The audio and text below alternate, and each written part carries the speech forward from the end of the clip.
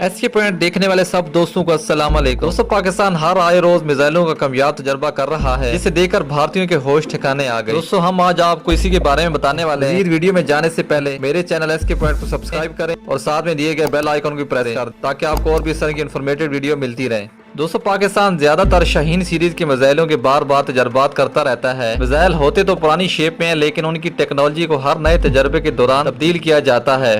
न सिर्फ टेक्नोलॉजी बल्कि मार करने की सलाहियत को भी बेहतर किया जाता है। इसकी वजह से ये मिसाइल पहले से 50 गुना ज्यादा खतरनाक बन जाते हैं। इस तरह पाकिस्तान ने 23 जनवरी 2020 को गजनी सीरीज के मिसाइल का एक और कामयाब तजर्बा किया है। उस कामयाब तजर्बे ने न सिर्फ पाकिस्तान की दिफा को मजबूत किया है, बल्कि भारत को कोल्ड स्टार्ट डॉक्ट्राइन को भी बुरी तरह से तबाह कर दिया। नाज़रीन ग्रामी, भारत पाकिस्तान के गजनी मिसाइल को मीडिया पर ऐसे कवरेज दे रहा है जैसे पाकिस्तान भारत पे ये मिसाइल अभी ताक देगा। भारत पाकिस्तान के मिसाइलों की काबिलियत को अच्छी तरह से जानता है।